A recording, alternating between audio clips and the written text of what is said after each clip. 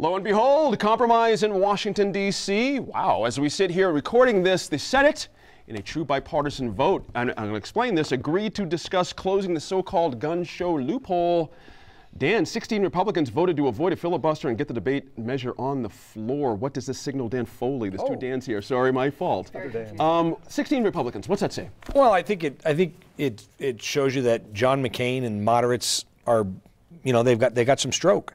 I think it also shows you that poll numbers are up, that people are open to discussing this. I think 4 or 5 years ago, none of those 16 would have bolted. I think you would have had deadlock, but I think after what's happened, you know, I think there's some folks that are looking at this stuff. I think Governor Martinez has kind of shown that there is an opportunity for Republicans, gun-happy Republicans, to say, you know, maybe we should have the same standards at gun shows for guys selling them outside that we have for companies selling them. So I think that's kind of a deal there. I think at the end of the day, I think this is going to propel Rand Paul and those folks within the conservative movement. I think that there's a lot of conservatives out there that think any infringement on the Second Amendment is, you know, the proverbial camel's nose under the tent. And I think that Rand Paul is quickly taking himself from someone who's Ron Paul's son and kind of a U.S. senator to a rock star within the conservative movement.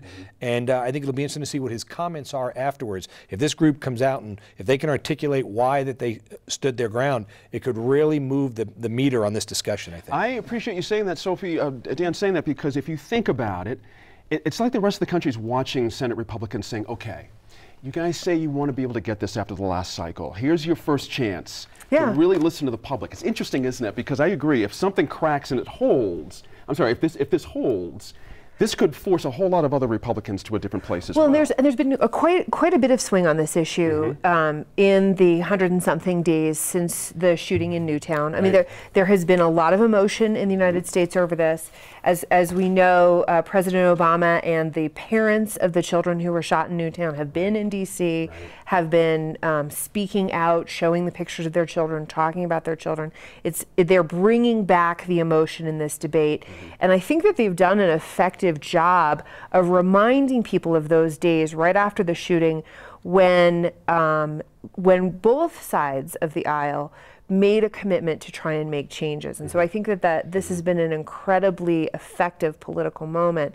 I hope that the movement we're seeing in the Senate will also be matched by movement in the House. And I think that's the area where that's going to be a tougher. That's going to be the difficulty, Dan Boyd. It's interesting when you think about the twists and turns Sophie just mentioned. Even 2 weeks ago or 3 weeks ago, it looked like it was waning. There was no way. Exactly. It's really fascinating to watch this come back. Exactly. Yeah, I mean, and I think there's different ways to look at this. I mean, in one regard, I don't know that just, you know, these background checks at gun sales will stop all these incidents from occurring. And certainly there's been more far-reaching proposals out there that haven't gone anywhere. And even in the state here, we saw a background check bill that died in the legislature. So I wouldn't say this is a huge step, but actually to forcing this vote, and it looks like we're going to have this vote, I think that is you know, a big step for the country. If I can add one other thing. This is the first big break of a filibuster that we've seen in some time, and there's something symbolically interesting about that too. Because I think there's a feeling in the country right now that it's filibuster, filibuster, filibuster. And then which adds sort up of to no movement. And it says, oh, something is changing. Interesting. I want to switch gears, guys, to immigration. Sorry about another big story, but not much time. Laura, the so-called Gang of Eight, and every movement has to have a gang behind it, seems like in Congress now, but a Gang of Eight is coming to some kind of idea on a path to citizenship. And again, I must say, 2 years ago was amazing. To even consider we'd be here would have been a crapshoot. So your thoughts there. Are we heading towards something here with this Congress? Well, it certainly appears that way, but I think it's still pretty early. I think we, you know, we'll wait to see what this Gang of Eight actually comes up with. I think there's a few key players within that, and I think most people have a sense that there are a few key players, Republicans in particular. Marco Rubio, I think, is really important to what this is, how this is going to look, and how much pull he has to try to move this forward. I think he bridges a lot of different groups of people together to try to come up with something more comprehensive. And it's, I think, even just to the point where they actually are sitting down and coming up with a plan is huge, I think, given how much divisiveness there's been on this issue in the past. It's not even the details, Dan Foley, at this point, as Laura mentions. It's just something's in process. And I want to go to Marco Rubio. Laura just mentioned. It's interesting to me how early he came out on this. It was a good opportunity for him. He's a striving politician, so we all get it. But at the same time, he really is hanging himself out there. So he wins big if this works, but somehow it seems to me he's like the new John McCain, the John McCain of 2000. See, and I don't think so, because Okay. I think that you know, I think Marco Rubio has substance, and I think that he's, you know, unlike John McCain, that I think has just a lot of bluster. You know, he just kind of, you know, he gets the microphone and he kind of does his thing. I think a lot of people are looking for someone to step up and assume that role other than John McCain. Okay. And I think Marco Rubio stepping forward is kind of, I think he's going to trump John McCain. I think he's going to step forward as the guy to lead this debate. I also think when you're having this discussion, you know, the last thing the Republican Party needs is another old white guy telling immigrants what we need to be doing in America. I mean, it's refreshing to see Marco Rubio step forward that has a background with immigrants and a family that says, let me talk about this. So I think it's a real crucial moment, not only for Marco Rubio, but I think for the Republican Party, you know, to see how they're going to respond. We see that this immigration debate, you know, when it's the old white guy having the conversation, hasn't worked well for Republicans when it comes to transferring to votes at the election at the poll. But the idea of Who is this guy? Did I just say that? Well, What have you done with Dan Foley? It makes me a little sad to hear you speak about John McCain that way, and I think it is a reflection of McCain's evolution since he most recently ran for Well, president. it may be a generational shift, too. I think so too, yeah. That's a good point. That's a good point, Dan Boyd. You know what's interesting? Again, I love the point you made a segment back about sometimes the states can drive these things. Marco Rubio is part of a state that has a big dog in the fight on immigration, but we do too, and other states do too. And I'm wondering how you feel like our governor, other governors are influencing this debate in Congress. Are they looking to the states for help on this, in your view? I mean, I think they're different. I mean, looking at Marco Rubio and the Cuban American population is a different dynamic than New Mexico, Arizona, with a much more of the Mexican American influence. But I think, you know, we've seen that even the legislation in Arizona, you know, maybe that did prompt some national action, because I think we've seen that if the federal government isn't going to do anything, the states are going to step up, you know, for better or worse, depending on your perspective. And we do know that Marco Rubio and Governor Martinez have had multiple conversations. I mean, they're kind of becoming pals. So I think this is a unique. I didn't know this. Oh yeah, if you watch nationally, when she's going back to D.C., there's been lots of meetings with Marco Rubio. There's been pictures with Marco Rubio. There's been discussions with him, and I think it's very interesting to see her impact, you know, with guys like Marco Rubio, and to see that she's talking more to a guy like Marco Rubio than John McCain, who's right next door. That she seems to have said, you know, I'm gonna work through Marco Rubio. So I think there's a lot at stake, not just for him, but for people like Susana. I think Laura Sanchez hit it. It's generational. I think you hit it right in the nose. We need a whole different set of characters talking about this than the people who've been talking about it for 20 years. So good on everyone. Now, time to go on the clock with these guys. A judge this week, let's start here. A judge this week ruled APD Sergeant Adam Casaus will stand trial for vehicular homicide after allegedly blowing through a red light in his police vehicle and crashing into an SUV, killing 21-year-old Ashley Browder, as well as severely injuring her sister Lindsay. Now, Sophie, it's up to APD's lame duck chief. I know that term might be a little odd, but he is in essence. He's announced his retirement. But it really is up to him whether Mr. Casaus keeps his job or not. It's an interesting decision he has to make. Yeah, so there are actually two things that are happening in this case. One is does he keep his job or not? And this is sort of a strange thing, I think, for those of us on the outside of APD. That's right. Here we see he's up for trial. He could go to jail. Right. And at the same time, he is still a police officer. He's still on the force, and this inquiry is still happening on two levels. Sure. I'll remind the viewers, by the way, we're taping this before he could possibly have turned himself in today, Friday, earlier. Correct. And who knows. So Dan Boyd, we don't know this information as we sit here, but your thought on this as well. Yeah, I mean, I think there are due process issues here, but I think that, you know, after everything that's already happened with APD, that it doesn't help the public image, you know, that the fact that this is kind of another strike against. I don't think it's up to the chief. I think that's unfair. I think that I would think, and I'm not saying this like I know for sure, I'll bet there's a union agreement that says how this carries out. I don't think the chief just gets to say, you're done. I think there's going to be some wording somewhere in the collective bargaining agreement that says this is how we handle this. Thing and all that. I'm going to hold you there, Laura. Sorry about that. The state is on its way to setting new rules for groundwater affected by copper mines. The industry needs to have a clear understanding of what's expected of them so they can figure costs. Certainly, the public needs clean groundwater. Dan Boyd, the complaint here is that the proposed rules favor jobs over public safety. Is that a fair argument here? Because sometimes in the quest of getting jobs, you kind of manage that stuff along the way. You switched it up on me there a little bit. Right.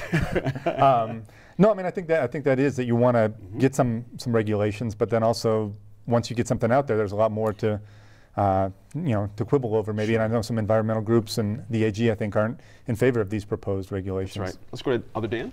I just, I think there's got to be a balance between them. Obviously, we don't want to let people get sick, but we can see what happens in Ruidoso when the Environment Department imposes crazy standards on the water system they did up there that tripled the cost of that and made it. You couldn't afford to fix the water problem. So you had this water problem that because of the New Mexico State Environment Department, we couldn't fix it. What do you think?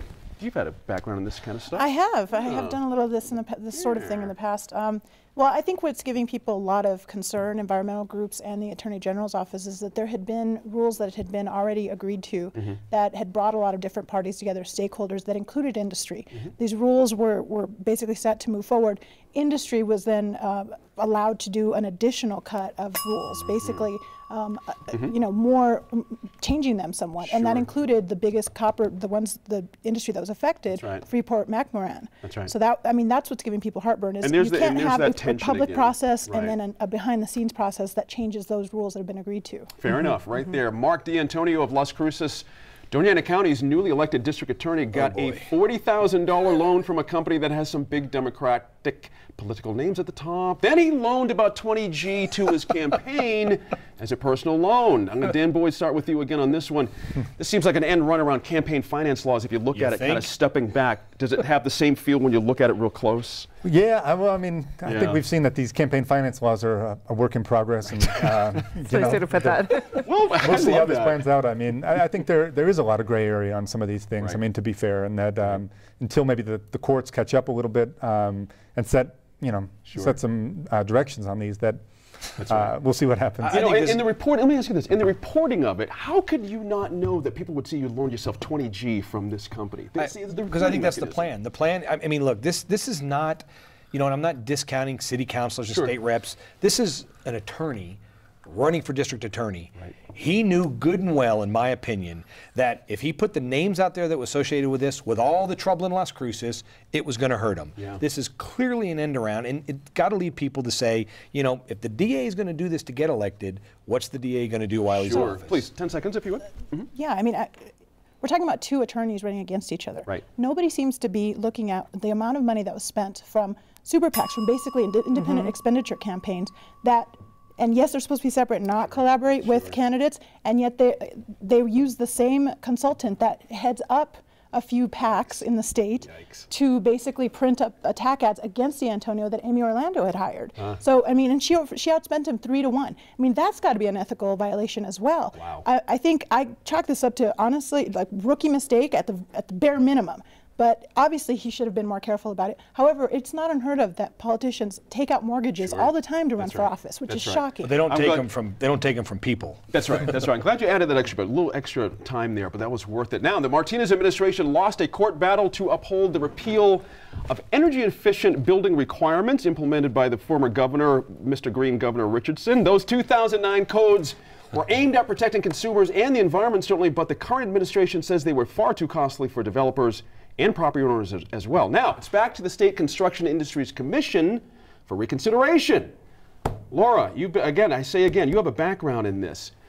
A try again for repeal, is that the best way to go here? This is huge. Yeah. This is huge. What are the ramifications of repeal here? What happened? Well, I mean, basically what's happened is they repealed the 2009, right, and then they went up to, that got appealed to the Court of Appeals. The Court of Appeals then knocked it back to the commission, the Construction Industries Commission. So they now have to reconsider this rule and figure out, well, for one, it was basically done without any kind of evidence, without any justification on why they were undoing the 2009 rules that had been passed, and that's where they are at this point. So they're going to have to come up with reasons. What are the studies? What are the numbers? Why are they actually saying that this will bankrupt the industry? When what it is it just requires 20% energy efficiency in buildings. Interesting. Sophie, your thought? So yeah, basically there's this whole huge process by which you have to make, by which you make changes. You do studies, as Laura was saying. You put together all of this information, you kind of present your case, and it sort of reminds me of the discussion we had about the last issue, 2 issues back, about the groundwater. And the administration basically said, we think this is going to cost too much money, so we're just going to kill it. And the court is saying, you can't just do that. Sure. That's Sure. you can't Overreaching, just do that. overreaching by the courts again. I mean, Okay. they didn't have this consternation with the air quality rules that were done at midnight before Richardson left. Now, miraculously, they do it. This is overreaching by the courts. There's a regulatory process. The administration went through it, made the changes. There you go. The courts doesn't like it. There you go. The judges need to realize elections have consequences. Got to wrap you up there. Thank you all for being here. Dan Boyd, good to see you again. Thank you. I'm digging for buried treasure this weekend. I know what you all are doing. I think it's a great idea. We're back next week with a look at environmental and ecological issues. I'm Gene Grant. We'll see you then in Focus.